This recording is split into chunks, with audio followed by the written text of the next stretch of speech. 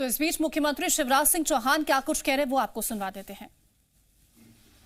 बदनावर क्षेत्र को भी जल्दी नर्मदा जी का पानी मिले, किसान को खेतों की सिंचाई के लिए उस दिशा में भी हम लगातार प्रयास कर रहे हैं।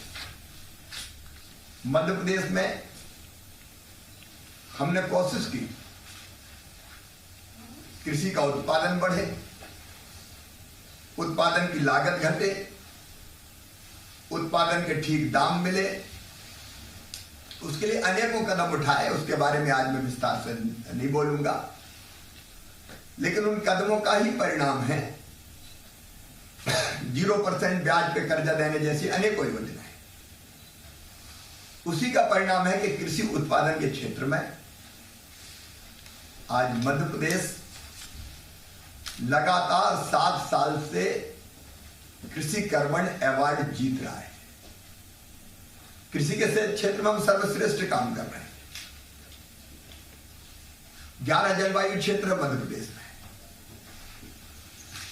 अब हमारा गेहूं एमपी वीट के नाम से पूरे देश और दुनिया में जाना जाता है, और उत्पादन में भी पंजाब को हमने पीछे छोड़ दिया। हमारा गेहूं हो, धान हो, एक ने अनेकों फसलें,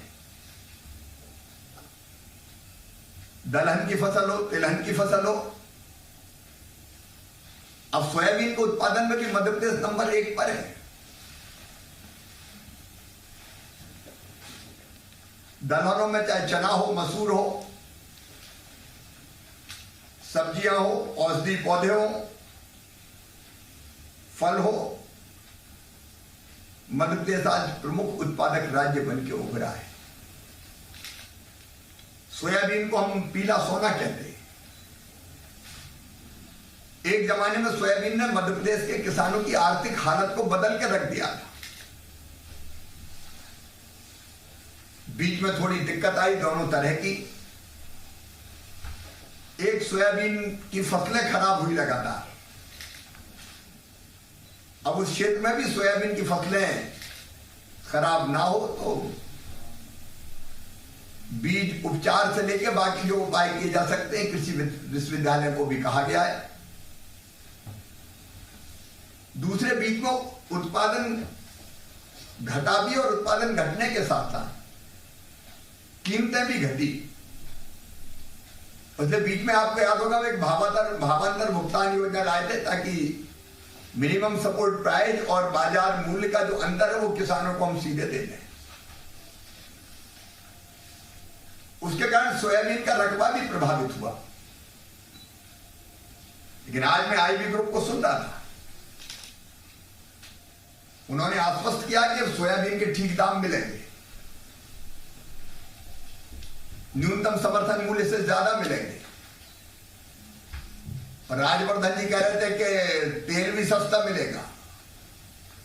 तो आम का आम और गुठलियों के दाम,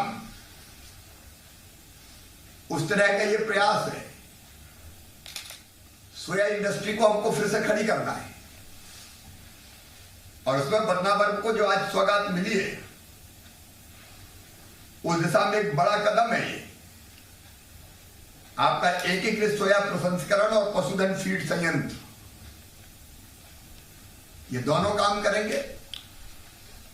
और राजवर्धन जी कह रहे थे कि ये अभी तो शुरुआत है 360 करोड़ से, आगे ये और निवेश बढ़ेगा। आईबी ग्रुप ने वैसे ठीक फैसला किया है, मध्य प्रदेश को चुना है, और मध्य प्रदेश में भी बदनावर को चुना है। ये आसपास पूरा सोया उत्पादक क्षेत्र है। थोड़ा सा किसानों को प्रोत्साहित कर देंगे तो फिर सोयाबीन का बम्पर उत्पादन होगा और किसानों को ठीक दाम मिलेंगे,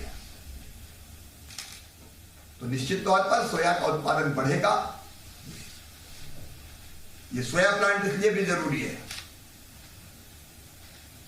कि हम खाद्य तेलों का बड़ी मात्रा में आयात करते हैं, हमको इंपोर्ट करना पड़ता है, उससे हमें हमारी विदेशी पूंजी बाहर जाती है।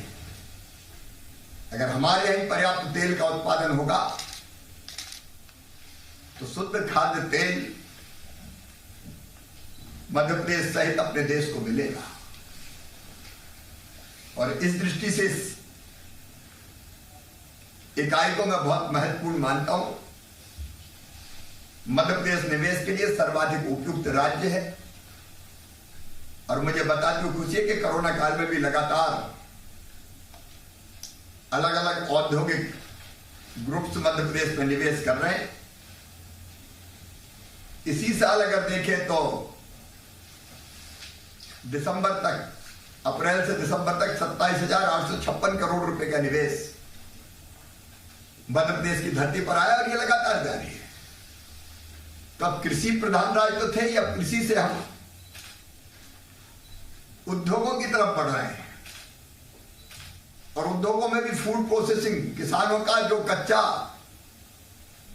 माल है, उत्पाद है, उसकी प्रोसेसिंग करके वैल्यू एडिशन करेंगे तो उसके दोनों फायदे होंगे। किसान को ठीक दाम मिलेगा और हमारे बच्चों को रोजगार मिलेगा। आर्थिक गतिविधियां बड़ी तेज गति से प्रारंभ होंगी और इसलिए इस निवेश का मैं मध्य प्रदेश में स्वागत करता हूं और आईवी ग्रुप से यह आग्रह भी करता हूं कि और वो मध्य प्रदेश में फूड प्रोसेसिंग के क्षेत्र में निवेश करें। निवेश के लिए अनुकूल परिस्थितियां, इन्वेस्टर फ्रेंडली हमारी नीतियां, निश्चित समय सीमा में क्लियरेंस देना, यह मध्य प्रदेश की नीति का अंग है और बहुत अच्छा राज्य है मध्य प्रदेश। शांति का टापू है, जमीन की पर्याप्त उपलब्धता है, मैंडेज लॉस नहीं है और हमारे लोग सहयोगी मानसिकता के। इसलिए मैं आपको मध्य प्रदेश में बदनावर में निवेश करने के लिए धन्यवाद देता हूं। निवेश का ये सिलसिला जारी रहेगा ताकि हम अपने बच्चों को बेहतर रोजगार भी दे सकें और किसानों की